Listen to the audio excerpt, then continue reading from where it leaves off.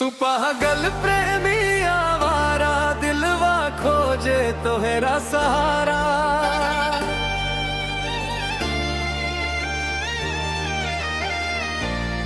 दिन रात बस तोहरे सपना, तोहरे बिना लागे ना गुजारा।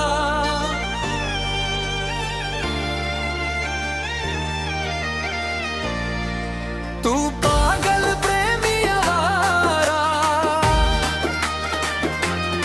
प्यार क्या रे दिल से दोबारा। अखिया में बस लुए सजन, तू ही बारू दिल के सितारा।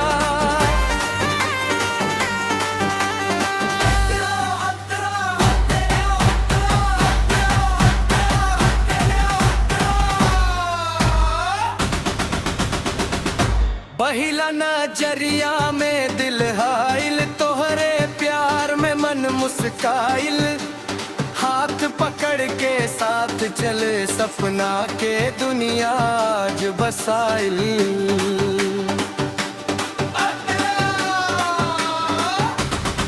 चांदनी रात में चांद शर्मावे, तोहरे चेहरा के नूर दिखावे।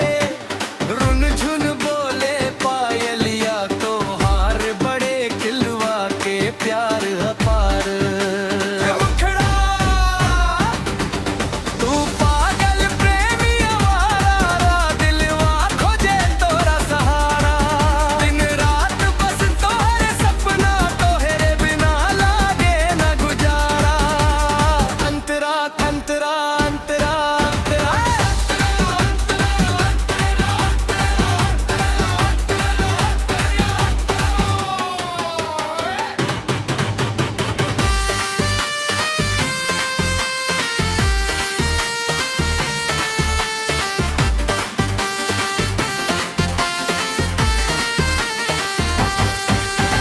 ढोलक बाजे ताशा गरजे, डीजे के बीट पर मनवा नाचे। हाथ उठा के झूमे संसार, आज के रात प्यार के बरात।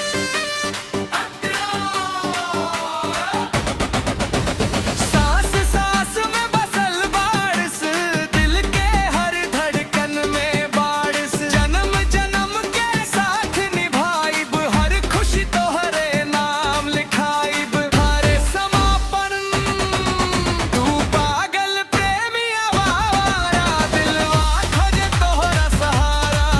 तोहरे संग जिंदगी सजाई रहुआ, बिना दुनिया सुनी लागी। तू पागल प्रेमी आवारा, दिलवा खोजे तोहरे सहारा। रहुआ बिना सुन लागे, दुनिया के हर रंग सारा।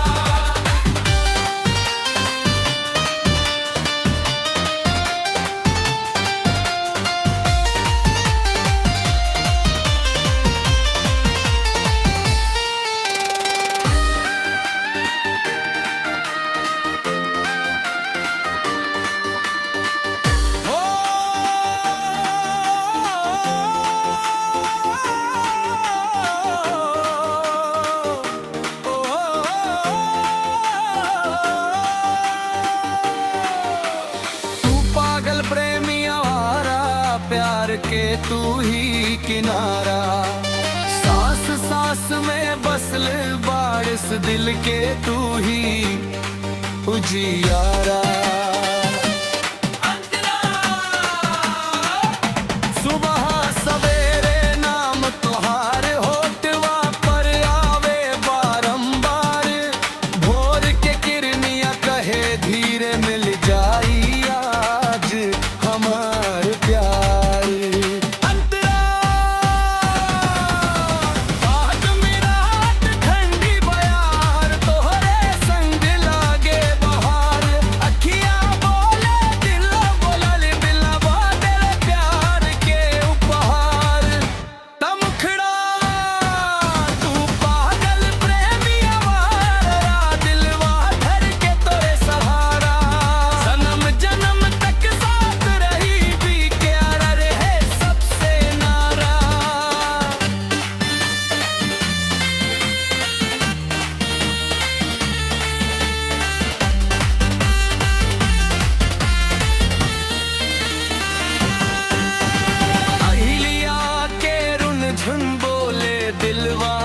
तोहरे ही बोले, जन्म जन्म तक साथ निभाई बुरौआ बिना मन्ना करो।